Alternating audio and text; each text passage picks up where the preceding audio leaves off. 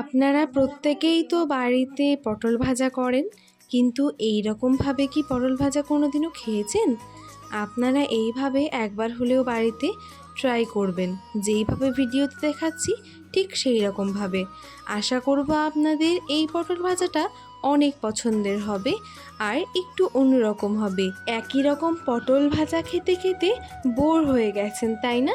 তো এইরকমভাবে অবশ্যই করে দেখবেন। তো চলুন আর দেরি করব না, পটল ভাজা রেসিপিটি শেয়ার করা যাক। তো দেখুন, এখানে আমি কিছু পটল নিয়ে নিয়েছি, এই যে এই রকম সাইজের। তো যাই হোক, আপনারা পটল নিয়ে নেবেন যে কোনো সাইজের হোক না কেন। তারপরে এটাকে উপর থেকে একটু চেঁচে নিতে হবে। তো এই যে একটা ছুরির সাহায্যে দেখতেই পাচ্ছেন এইভাবে চেঁচে নিলাম।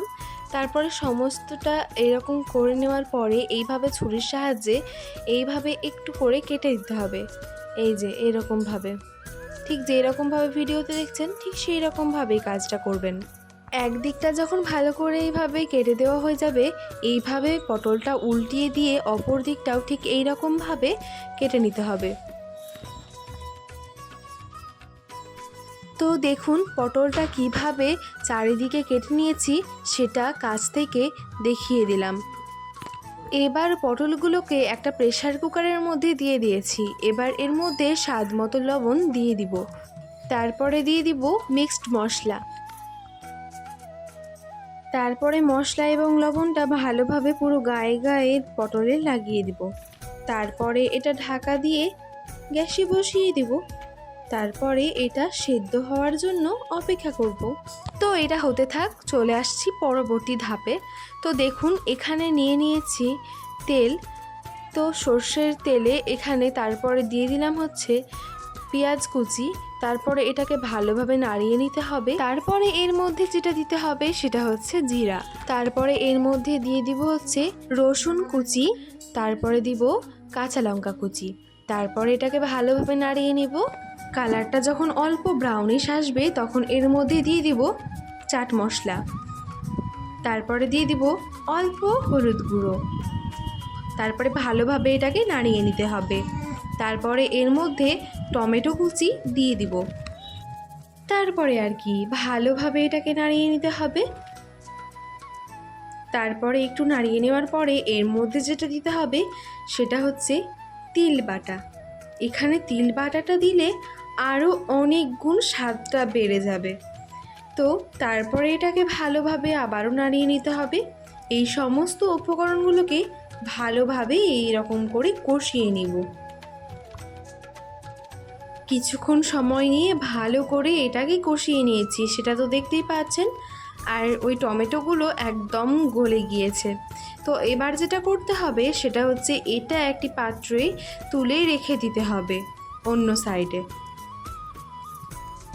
তারপরে আবারও সেই কড়াইতেই দিয়ে দিতে হবে সর্ষের তেল পরিমাণ মতো।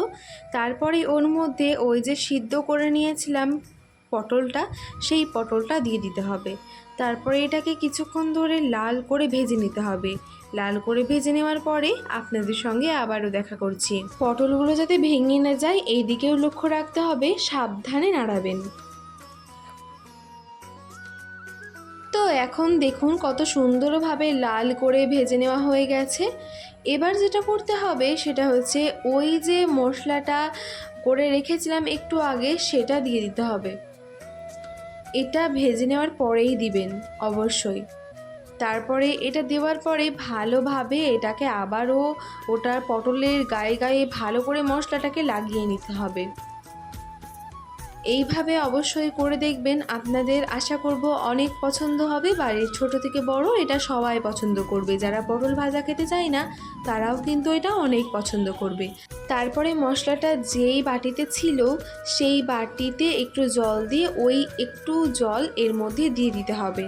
তো যাই হোক, আপনারা যদি আমার চ্যানেলে নতুন হয়ে থাকেন তাহলে আমার চ্যানেলটিকে সাবস্ক্রাইব করতে ভুলবেন না। আর যদি আগে থেকেই করে থাকেন তাহলে অনেক অনেক ধন্যবাদ। আর যদি ফেসবুক পেজে আমার নতুন হয়ে থাকেন তাহলে অবশ্যই পেজটিকে ফলো করতে ভুলবেন না। তো যাই হোক, দেখতেই পেলেন যখন নামাবো তার আগে অল্প ধনেপাতা কুচি ছড়িয়ে দিয়েছি। ছড়িয়ে দেওয়ার পরে একটু নাড়িয়ে চাড়িয়ে ওটাকে এবার পরিবেশনের জন্য রেডি করে নিচ্ছি। এখন কিন্তু আমাদের এই পটল ভাজা একদম রেডি।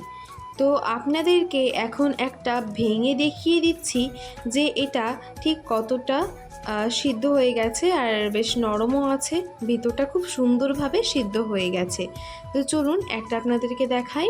তো দেখুন, আপনারা দেখেই বুঝতে পারছেন আশা করি যে ভেতরটা খুব সুন্দরভাবে সিদ্ধ হয়ে গেছে। তো ভিডিও কেমন লাগলো কমেন্টে জানাতে ভুলবেন না, আর চ্যানেলটি সাবস্ক্রাইব করতে ভুলবেন না। ধন্যবাদ।